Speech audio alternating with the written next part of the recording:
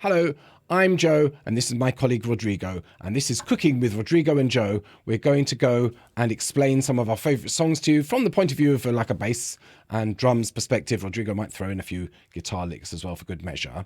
And today we're going to have a chat about James Brown's famous song Cold Sweat, which is one of the sort of early inceptions of the funk genre of music. Rodrigo. Yeah, cool. So thanks for watching this. We're going to be hitting some of the songs that we think are important for us or as a bass player and a drummer. And we're going to try and sit today and talk about, what we like about this and how we play it and what were happening in our lives when we heard it for the first time and that sort of thing. And we just encourage you to listen to these songs and try to, see what you think about them and then contact us for suggestions or comments and things like that. So I'm going to be playing the bass line, Joe will be playing a bit of the drum parts, and we'll see what happens, but not too deep. It's like, a quick glimpse at songs that we like and mean a lot to us, and as a bass player and drummer playing together, everyone should know.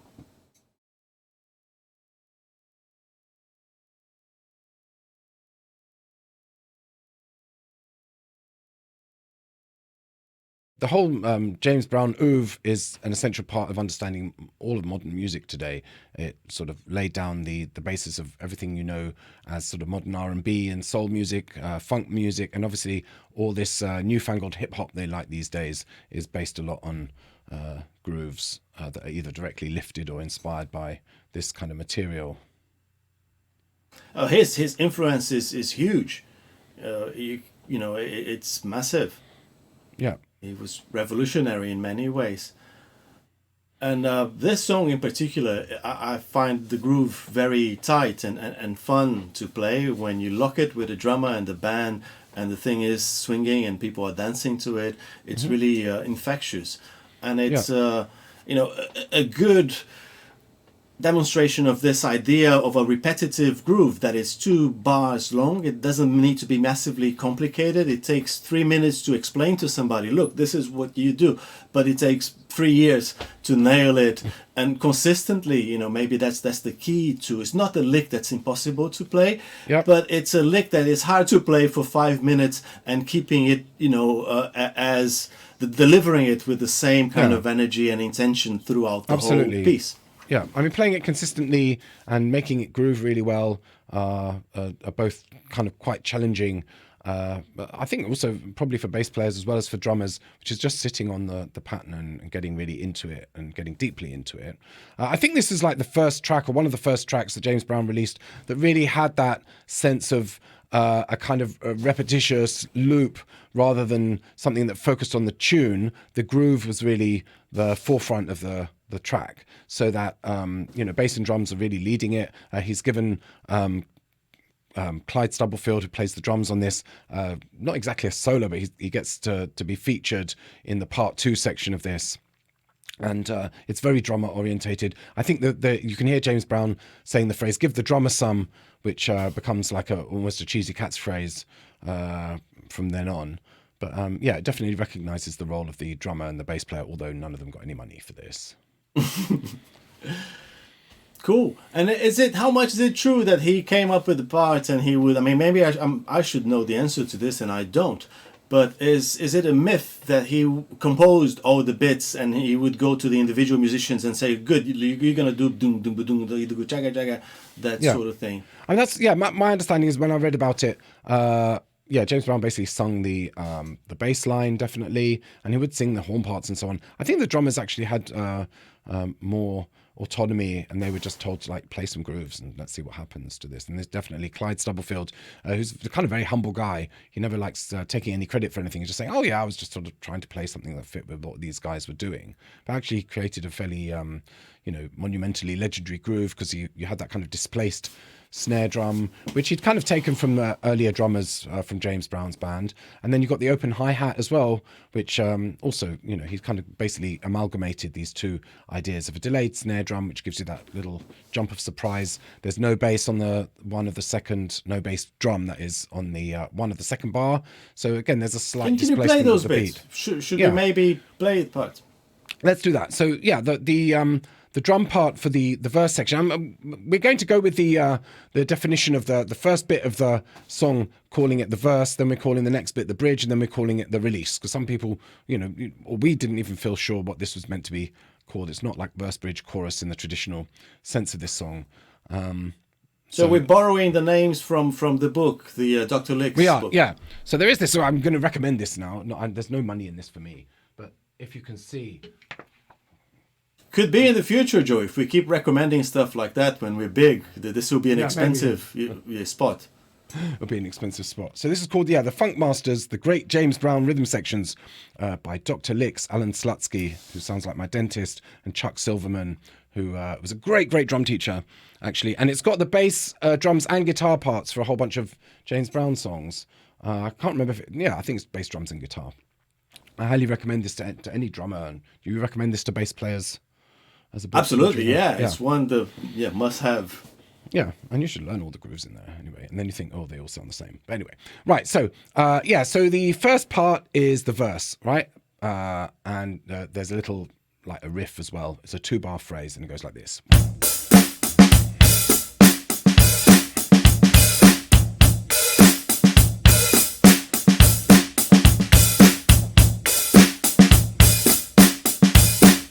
So you've got that little weight.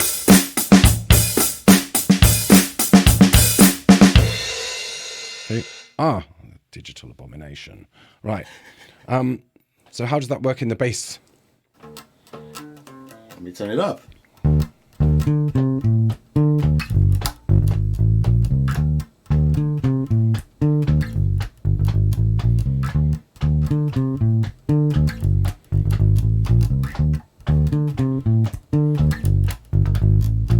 So that's the 2-bar phrase that happens over the whole of the verse, and when you go, I don't care, that's what the bass player is doing through the whole verse. You just loop that, and again, I can't stress this enough. My favorite bass lines to play, the ones I enjoy most playing, are 2-bar long. It's not a complicated composition. It's just a steady, regular kind of time-keeping thing that goes over.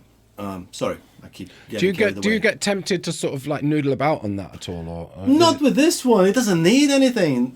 Sometimes you might slip a note here or there, and you accent them differently. You shush them quicker. That also makes a big difference. I don't need to change when I hit the notes, but if I change how I hit the notes, it generates different patterns, and that it's kind of improvisational kind of thing that goes along with what you're feeling from the drummer and the singer and the whole mood of the time and place. But I probably wouldn't add extra notes unless accidentally. I might make a mistake here or there and try to use it and get away with and make it sound like I meant it. But it's one of those bass lines that you better leave it as it is, and you're fine, really. Yeah, I think the same is true of the drum groove there as well. If you're going to play this, try and stick to the groove as closely as you. Well, just play the goddamn groove as it is, I suppose. In the second part of that's over the D part, right? The D chord, the verse part. The guitar, the band is playing a D7 dominant chord of some sort, and then we go to the bridge. And what does he say on the bridge? What is it? It's a bit it goes. Oops. Sorry. So that's do you do anything different? Are you sticking with the same kind of groove, or do you? What happens? The groove is almost exactly the same, except instead of bass, there's a snare on the one of the beat there. So we would go, which tracks the horns. Yeah, follows the horn.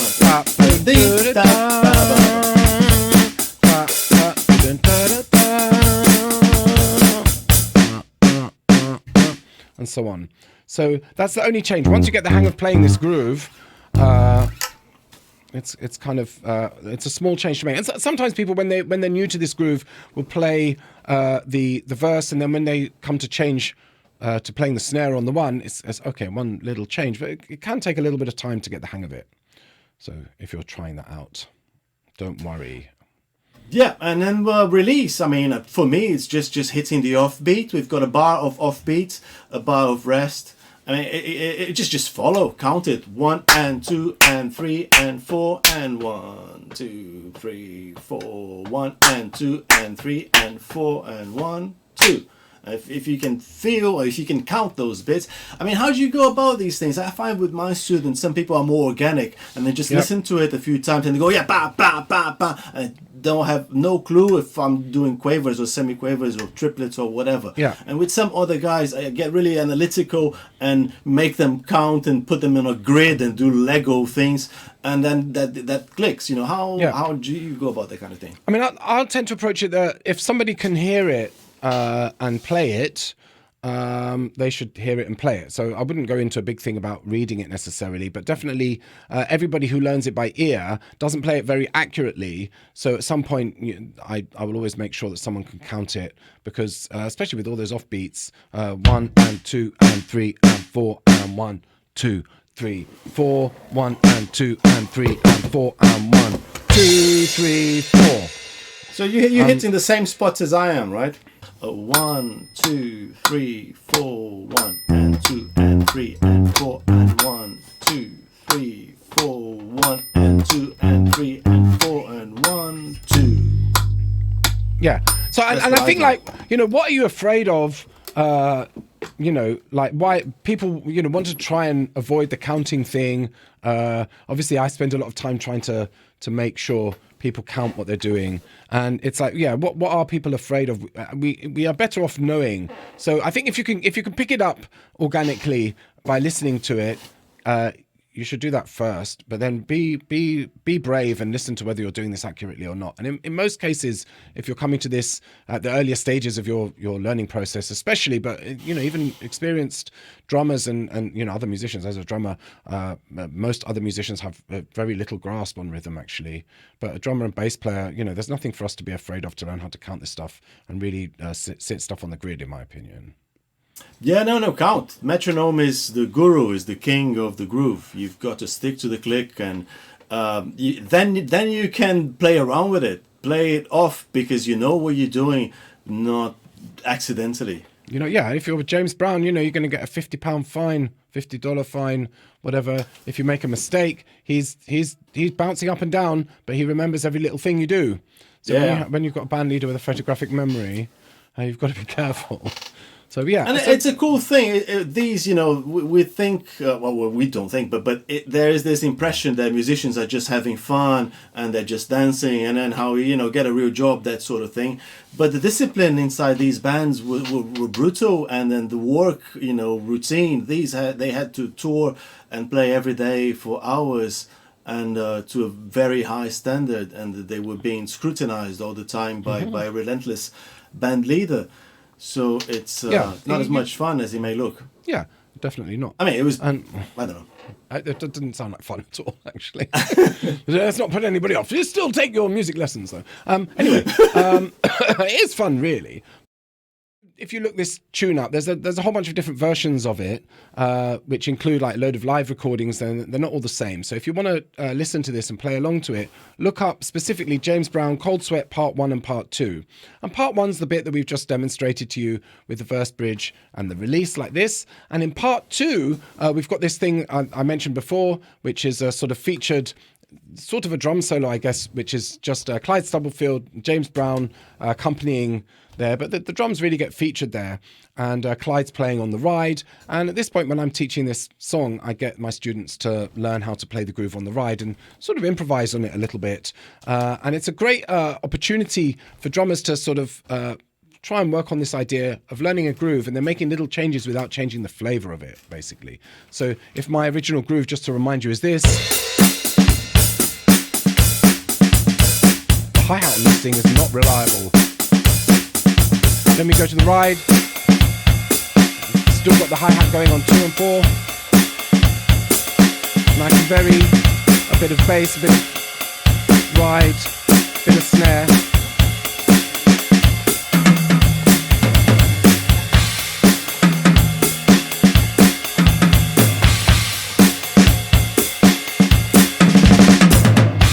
So So, oh, no choke on that thing.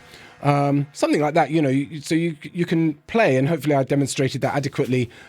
Keep the flavor of the song, but changing some of the notes that you're playing. Luckily for bass players, you just sit on the same groove and try and just, basically the bass player is holding that all together while everybody else is farting about.